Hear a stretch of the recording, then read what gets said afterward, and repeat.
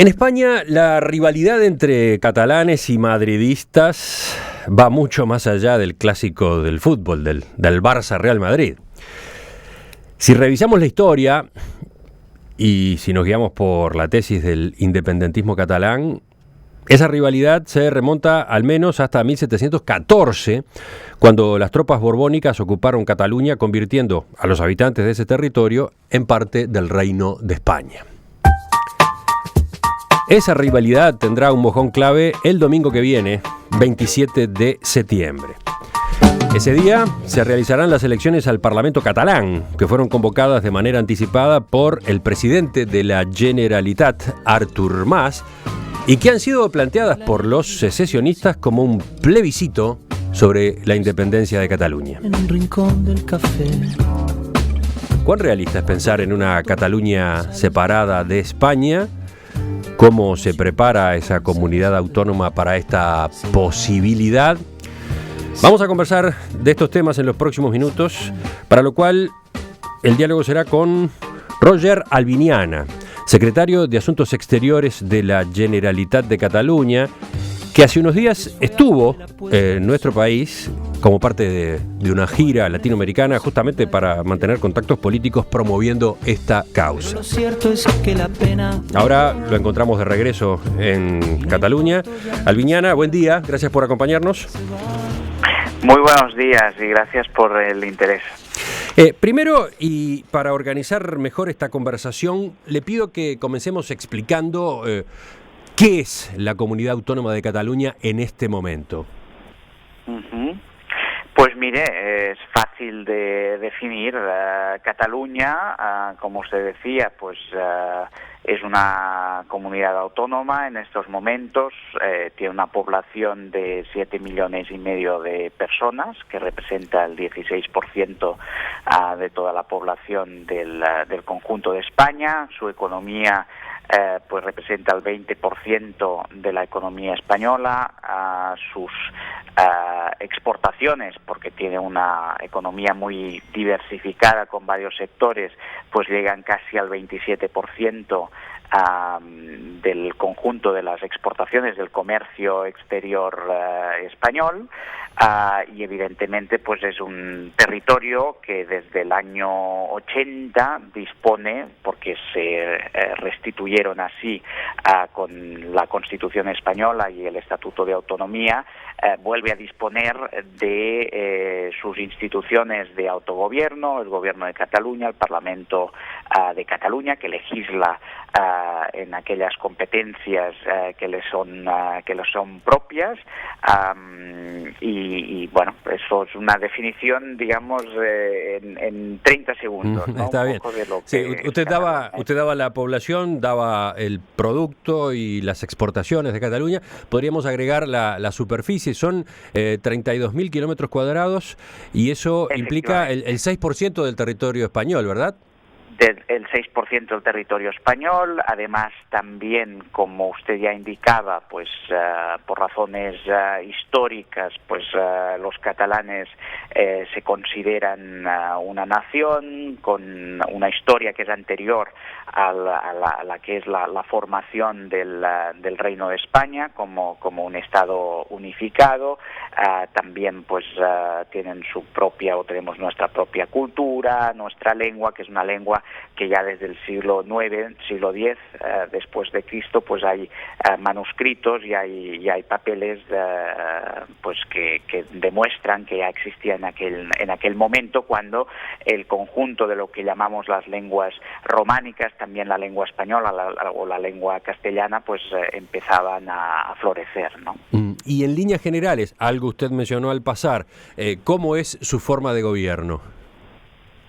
Pues es lo que en el contexto europeo llamamos un gobierno autonómico, un gobierno regional, es decir, que es un gobierno normal, como el gobierno de cualquier otro país, pero tiene un nivel competencial, un nivel de poderes sobre los que legislar y hacer políticas que es inferior. De hecho, parte de la discusión y del debate que hay en estos momentos en Cataluña es porque en los últimos años, 5 o 10 años, este poder político se ha visto pues fuertemente reducido por la actuación del gobierno central español, del gobierno del Estado español, pues que ha aprobado legislación y normativas que de alguna forma pues reducen la capacidad que tienen las instituciones de Cataluña, ya sea el Parlamento, ya sea su gobierno, para poder legislar y hacer políticas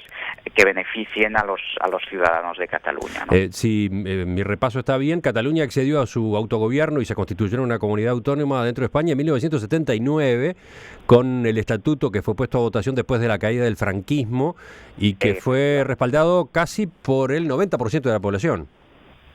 Sí, efectivamente, en aquel momento, es decir, España salía de una dictadura pues que fue muy dura y que evidentemente en Cataluña, como se perdió la guerra civil en el año 39, pues todo lo que fue el régimen franquista actuó de una forma muy represiva y opresiva hacia pues los catalanes y hacia aquellos que querían hablar pues la lengua, su cultura, y en aquel momento una amplísima mayoría de la ciudadanía de Cataluña consideró que el paso que se hacía pasando de una dictadura a un sistema democrático pues era muy importante, y por eso pues hubo un apoyo pues muy significativo tanto a la Constitución española del año 78 como al Estatuto de Autonomía del año 79.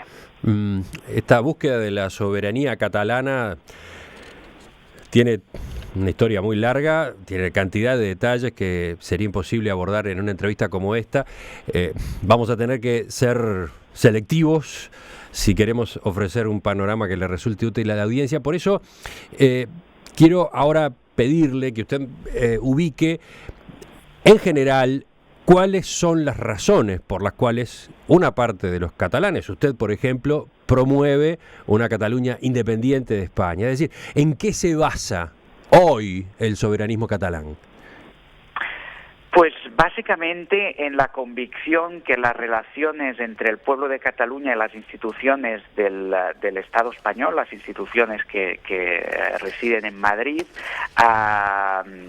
pues la relación entre ambos ha ido deteriorándose al paso de los años, como le decía, de los últimos 10-15 años, hasta el punto pues que cuando el Tribunal Constitucional en el año 2010 pues sacó adelante una sentencia que hacía referencia a un nuevo estatuto de Cataluña que se aprobó en el año 2006, pues esta propia sentencia, que era una sentencia que de alguna manera pues coartaba muchos de los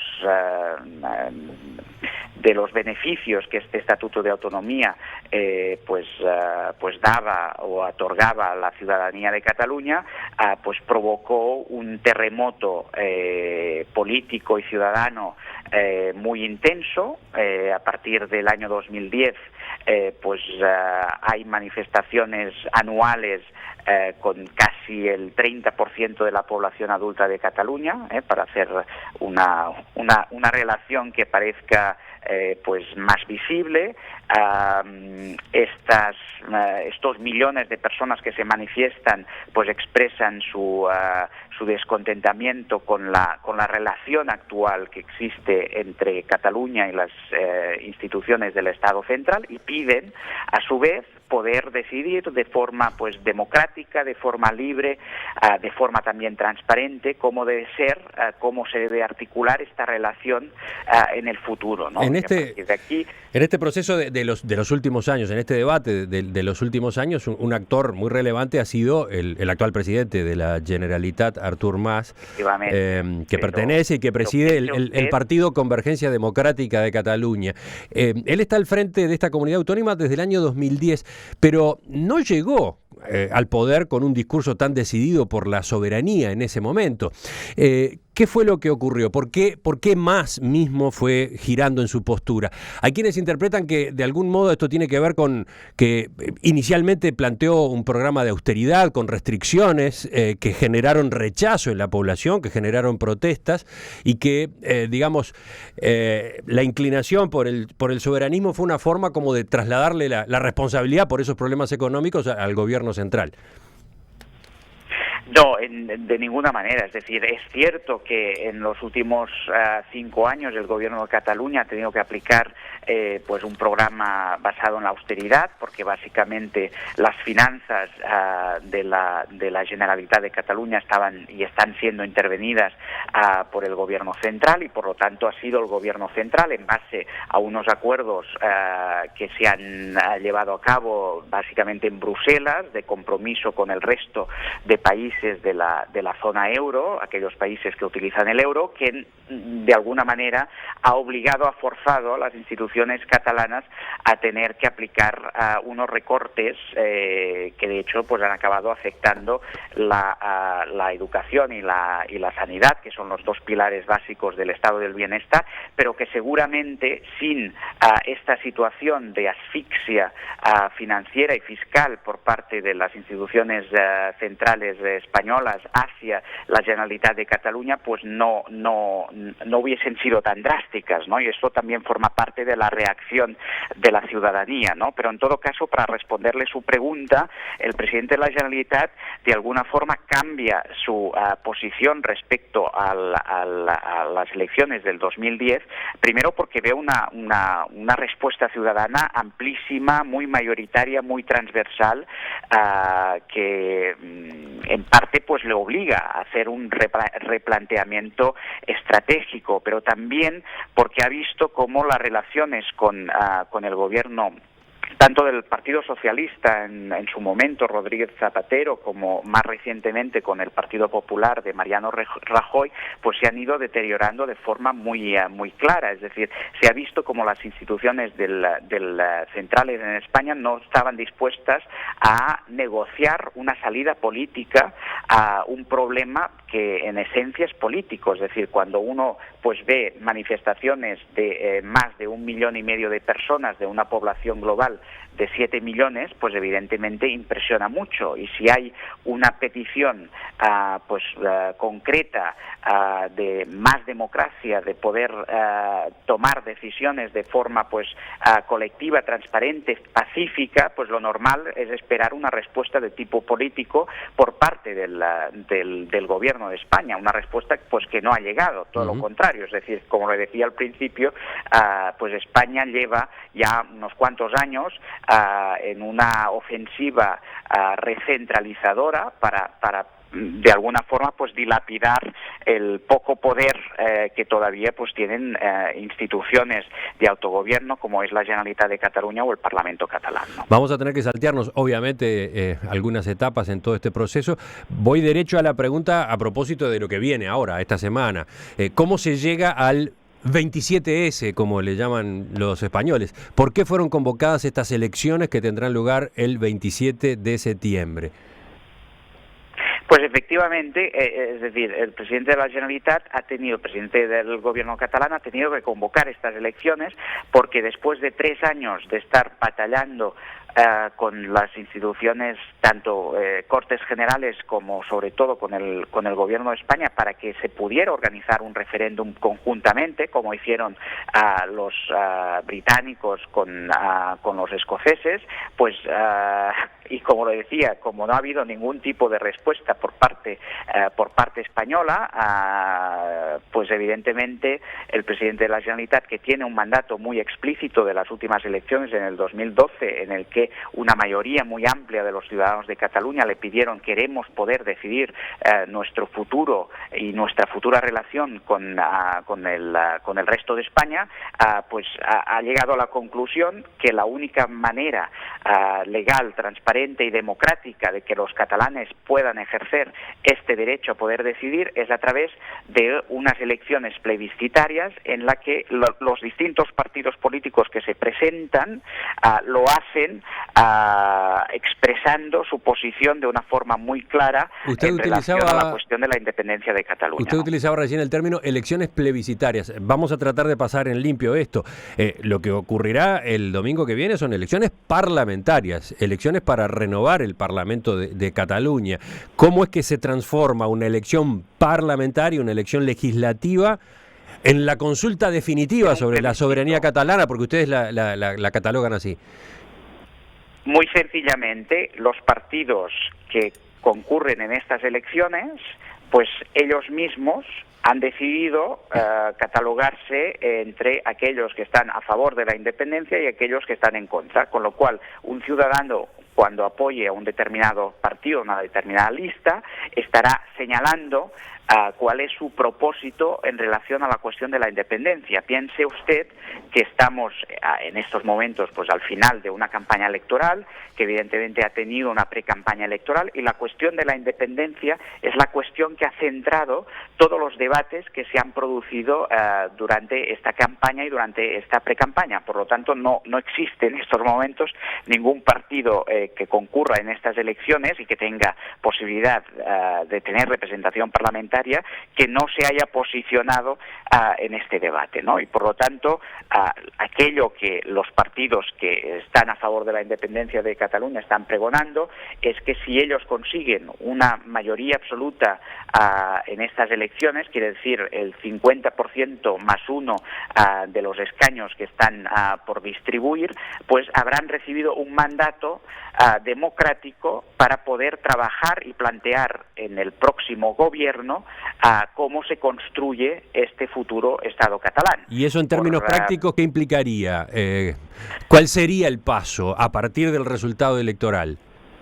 Pues a partir del resultado electoral, vuelvo a decir, si existe esta mayoría, que es una cuestión que todavía se tiene que comprobar. De hecho, no hemos podido hacer un referéndum, que es lo que hubiese podido pues dirimir de una forma más clara si esta mayoría existía, pero si esta mayoría existe, pues el nuevo Parlamento catalán elegirá un nuevo gobierno de transición que durante aproximadamente 18 meses pues trabajará para avanzar, para construir este Estado catalán y para que este Estado catalán pues sea reconocido a nivel internacional, con lo cual... Pero ¿cómo sería desde el punto de vista práctico el proceso?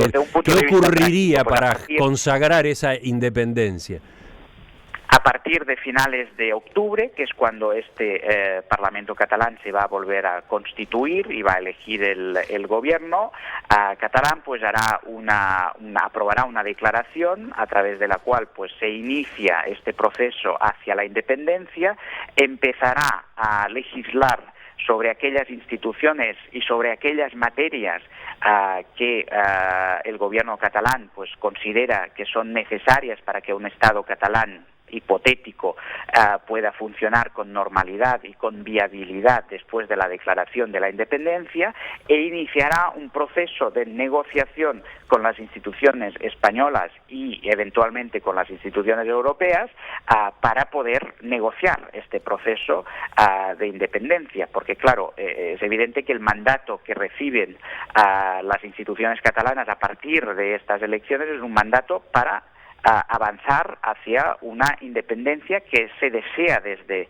el inicio, que sea una independencia negociada, es decir, que sea una independencia o un proceso de independencia que se pueda pues considerar con aquellos actores con los que se necesita considerar un proceso de estas características. Eso vamos a tratar de profundizarlo en la segunda parte de la entrevista, lo de una independencia negociada. Pero antes le hago la última pregunta por estos minutos. Esa declaración en pos de la independencia que se aprobaría en el Parlamento catalán según los resultados, ¿se llevaría adelante incluso si estos partidos, los que usted representa en esta entrevista, tuvieran el 50% más uno de los votos? ¿Con eso nomás ya se daría ese paso? Perdón, yo no estoy representando ningún partido, yo estoy representando al gobierno de Cataluña. Por eso he dicho que, claro, que evidentemente nosotros tenemos que ser prudentes, y el pueblo de Cataluña está llamado a decidir el próximo domingo 27 de septiembre, y por lo tanto es él, el pueblo, el que va a elegir a los partidos, ¿no? Pero en principio sí se ha planteado en estos mismos términos, es decir, si nosotros vemos el ejemplo más reciente desde un punto de vista de un proceso democrático parecido, que fue el caso de Escocia, pues en Escocia hubo un referéndum. Ellos sí que pudieron hacer un referéndum porque consiguieron el acuerdo por parte del gobierno británico, no como en el caso de Cataluña, pero en aquel caso, si el 18 de septiembre del 2014, que es cuando tuvo lugar aquel referéndum, la opción independentista hubiese obtenido el 50% más uno de los votos, se hubiera empezado un proceso similar de negociación con las instituciones centrales británicas para implementar un mandato favorable a la constitución de un Estado independiente escocés. Usted recién hacía una puntualización que es muy interesante porque da para toda otra discusión. Usted decía, yo aquí no estoy representando la posición soberanista, yo integro el gobierno, la Generalitat de Cataluña. Efectivamente, usted es secretario de Asuntos Exteriores. Pero es notorio que su postura es independiente. No, es evidente, yo no me escondo. Es decir, el gobierno actual de Cataluña es un gobierno partidario y favorable a la independencia de Cataluña. Ahí está, y ese tema, ese punto nomás ha sido motivo de mucha polémica en esta campaña, porque hay quienes recuerdan que el presidente de la Generalitat es formalmente el representante del Reino de España en Cataluña, por un lado, y por otro que es la autoridad de todos los catalanes, los soberanistas y los no soberanistas. Entonces se cuestiona el hecho de que Mas y sus colaboradores hagan permanentemente campaña por el independentismo utilizando recursos que en teoría pertenecen a todos, ¿verdad? Incluso a los que discrepan. Sí, efectivamente, como el gobierno de España pues hace campaña constantemente, permanentemente, y es evidente que con presiones y intoxicaciones en contra de la independencia, y no por ello lo criticamos. Es decir, que yo lo que quería decir es que una cosa son los partidos políticos y otra cosa es el gobierno, y es evidente que el gobierno no tiene una posición neutral en este tema, porque representa una mayoría parlamentaria en Cataluña. De 135 diputados, pues 71 diputados dan apoyo al gobierno de Cataluña, y por lo tanto de alguna forma se apoya en esta mayoría parlamentaria que existe en el Parlamento de Cataluña. Pero yo creo que es importante recalcar que el proyecto independentista no es un proyecto que solo se dirige a aquellos que están convencidos por la independencia, es un proyecto que respeta obviamente todas las opciones, ¿no? Y eso se está demostrando durante esta campaña electoral. Es más, claro, pero también se señala que la Generalitat ha utilizado durante todos estos años recursos de ese gobierno para ir creando este ambiente favorable a la independencia. Bueno, yo vuelvo a remitirme a lo que dije antes, es decir, si el presidente Artur Mas de alguna forma cambia su posición inicial, porque usted ha remarcado que en el 2010, cuando se presentó en las penúltimas elecciones, pues él no defendía la opción de un Estado propio o Estado independiente para Cataluña, es justamente porque vio en una amplísima mayoría de la sociedad catalana un hartazgo en lo que eran las relaciones entre Cataluña y España, y una necesidad de decidir de forma colectiva y democrática el futuro de este territorio que se llama Cataluña, ¿no? Por lo tanto, normalmente nosotros lo que vemos más es que aquí los políticos y las instituciones han ido después que la gente y la ciudadanía, a diferencia de otros procesos donde esto se ha planteado de forma distinta, ¿no? Y por lo tanto, le vuelvo a decir, el gobierno español muy legítimamente pues utiliza también sus recursos para combatir, en este caso, pues las posiciones independentistas en Cataluña, ¿no? Y creo que igual de correcto o igual de incorrecto. De hecho, el Gobierno de España también tiene una mayoría parlamentaria en el Congreso de los Diputados, una mayoría absoluta del Partido Popular, y por lo tanto, en este sentido, también refleja la posición de aquellos diputados que le dan apoyo en el sí del Congreso de los Diputados, igual que el Gobierno de Cataluña pues refleja la posición de la mayoría parlamentaria que existe en el Parlamento de Cataluña, ¿no? Esta mañana, en nuestro espacio central, el tema es Cataluña, la comunidad autónoma de Cataluña y el debate a propósito de su independencia. La comunidad autónoma de Cataluña tiene 7,5 millones de habitantes, el 16% de España, 32.000 kilómetros cuadrados, el 6% del territorio español, y su Producto Bruto Interno es, según los cálculos, entre el 19 y el 20% del Producto Español. Está ubicada en el noreste del territorio, con costa sobre el mar Mediterráneo y fronteriza con Francia. Del otro lado de la línea está el economista Roger Albiñana, que es secretario de Asuntos Exteriores y de la Unión Europea en la Generalitat de Cataluña. Con él estamos examinando todo el proceso que lleva a estas elecciones anticipadas que tendrán lugar el domingo para renovar el Parlamento catalán y que son definidas por quienes impulsan la independencia como la consulta definitiva a propósito de la soberanía.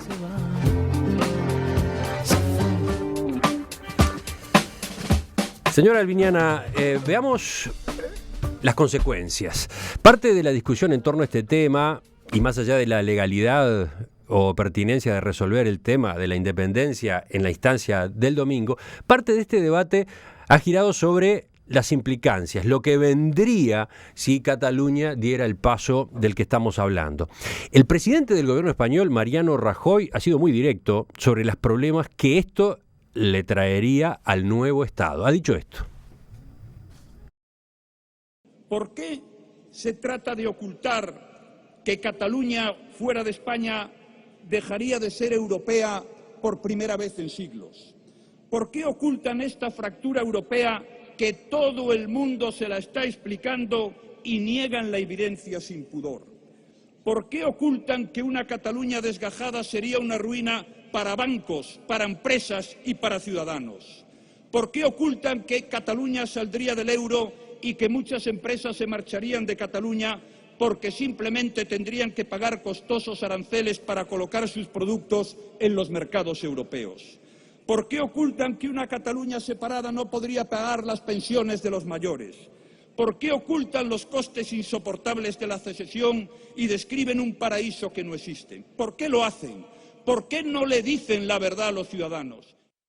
Uy, son muchísimas las preguntas que nos plantea, ¿no? Pero en cualquier caso es evidente que aquellos que defienden la independencia de Cataluña no plantean este escenario como la panacea. Es decir, en la actualidad no existe la panacea, pero sí que plantean un escenario en el que Cataluña pues disponga de más instrumentos normativos, legislativos, políticos para hacer políticas de bienestar y disponga de más recursos propios para poder de alguna forma dar más oportunidades y también pues más instrumentos a la ciudadanía, ¿no? Para que puedan pues crecer más y desarrollarse más, ¿no?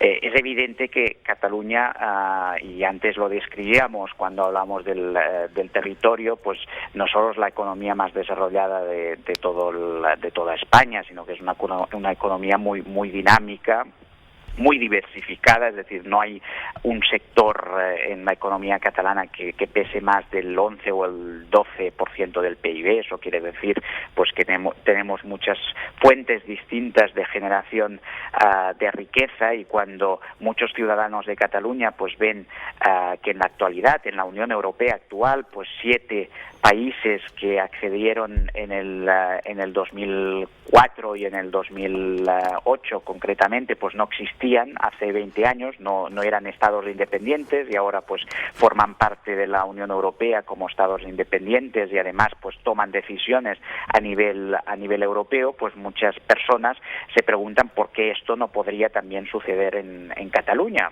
porque si Cataluña está en una situación mucho mejor que estos países, y estos países pues ya son independientes, se han independizado pues hace recientemente poco, y la independencia pues les ha ido bien, pues ¿por qué no a Cataluña le podría ir bien? Bueno, pero ¿no? mencionemos ese punto, quedémonos en todo caso en ese, el de la pertenencia o no a la Unión Europea. Desde la propia Unión Europea se ha sido bastante explícitos en cuanto a que con la independencia Cataluña quedaría por fuera del bloque. ¿Por qué? Y porque la Constitución Europea no prevé la secesión en uno de sus miembros, y porque para continuar en la Unión Europea, en todo caso, necesitaría solicitar su incorporación, y esa incorporación, para que se aprobara, requeriría la unanimidad de todos los socios. ¿Cómo manejan ustedes estos argumentos? Sí, pero aquí no nos debe pasar un elemento, yo creo, muy importante por encima, y es que es evidente que si la Unión Europea como institución multilateral y los 28 países pues reconocen el carácter de Estado independiente de Cataluña en algún punto, en algún momento, es porque previamente habrá habido una negociación con el Estado español, porque si no el Estado español no reconocerá nunca la independencia de Cataluña, y tampoco lo harán el resto de socios de la Unión. O sea que usted, efectivamente, acá volvemos al punto que usted mencionó al pasar en la primera parte de la entrevista. Ustedes piensan en un proceso de independencia negociado, no en una decisión que pueda tomar unilateralmente Cataluña. Mire, nosotros pensamos en un proceso de independencia si realmente pues existe un apoyo por parte de la ciudadanía, que vuelvo a decir que esto lo tenemos que ver este domingo, que sea viable, ¿no? Y para que sea viable y para que esté en armonía y para que sea beneficioso para todas las partes, pues es evidente que la negociación tendrá que llegar, en algún momento tendrá que llegar. Nosotros denunciamos que hasta el momento el gobierno español pues ha hecho caso omiso o ha ignorado las peticiones de millones de catalanes que se han expresado en un determinado sentido, pero creemos que como España es un Estado democrático, no podrá simplemente ignorar estas mayorías en Cataluña, si realmente son mayorías, ¿no? Ajá. Y en el momento... ¿Y qué pasa si las ignora, entre comillas? ¿Qué pasa si no hay lugar, si desde el gobierno central no hay espacio, no se concede el espacio para una negociación en torno a la independencia, pese a que en las elecciones del domingo, supongamos, estas posiciones soberanistas superan el 50%? Le vuelvo a decir, es decir, no nos pasa por la cabeza que un país democrático que lo quiere continuar siendo, ignore las mayorías que se suceden, ¿no? Y es evidente que si España pues no se da cuenta de la necesidad que en algún momento pues puede llegar a tener y que le obliga a sentarse en la mesa y a dialogar y a hablar y a negociar, pues a lo mejor algunos socios europeos que tienen intereses económicos y empresariales muy importantes aquí en Cataluña se lo tendrá que recordar, porque vuelvo a decir, me llama la atención que usted insista tanto en este punto, porque siguiendo el debate en España, permanentemente aparece la hipótesis de que Cataluña o la Generalitat o el Parlamento, por la vía de la mayoría, resuelva por sí misma la independencia. Bueno, yo creo, es evidente que cuando uno tiene planteado pues un reto democrático de este calibre, pues uno no puede cerrar y no puede excluir ningún instrumento. Si existe un mandato democrático claro, legal, hacia las instituciones catalanas para avanzar hacia la constitución de un Estado independiente en Cataluña, pues el gobierno surgido de estas elecciones pues contemplará todos los escenarios, pero le vuelvo a decir, incluido también el que usted mencionaba, ¿no? Pero le vuelvo a decir que la voluntad principal y prioritaria de aquellos partidos que están defendiendo el proceso de independencia es que si consiguen esta mayoría pues puedan llegar a sentarse en la mesa, como hacen todos los países no solo democráticos sino también avanzados, y negociar y hablar y llegar a un acuerdo pues que pueda ser beneficioso para ambas partes, porque yo estoy convencido que por la parte catalana pues existe una voluntad infinita, si me lo permite, de negociar y llegar a acuerdos. Y lo hemos dicho y también lo están diciendo estos partidos durante la campaña electoral. Lo último, ¿qué apoyos internacionales tiene esta postura? Pues mire, existe un apoyo, yo creo, casi unánime de toda la comunidad internacional para resolver de forma pacífica y dialogada pues este problema, este conflicto. Este es un conflicto político, no se puede resolver por la vía legal solamente. Yo entiendo pues que las leyes están para guiar y para marcar. Está bien, pero yo me refería a qué apoyos internacionales tiene la posición soberanista, la posición que usted, por ejemplo, sostiene. Perdona, repita la pregunta porque estaba hablando y no la he comprendido. Usted decía que hay un apoyo unánime en la comunidad internacional en cuanto a que esto hay que solucionarlo en España, que no puede seguir latente este conflicto. Está bien, pero mi pregunta era más específica. ¿Qué apoyos internacionales tiene la postura independentista?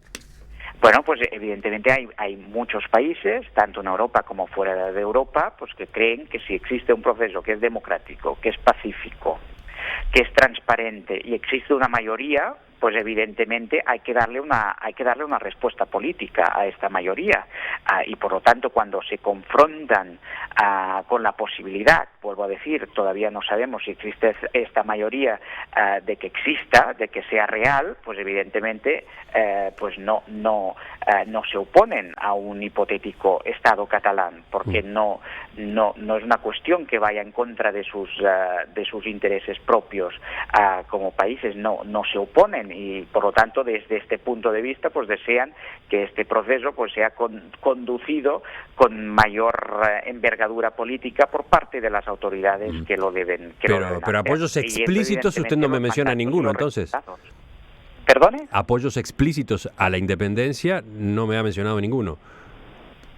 Bueno, es que claro, es que en un momento en el que el pueblo de Cataluña no se ha podido expresar, pues yo ya le digo que hay muchos países que lo ven con simpatía, muchos países además de dentro de la Unión Europea lo ven con simpatía, pero creen que es un proceso que se debe resolver por un cauce político de negociación.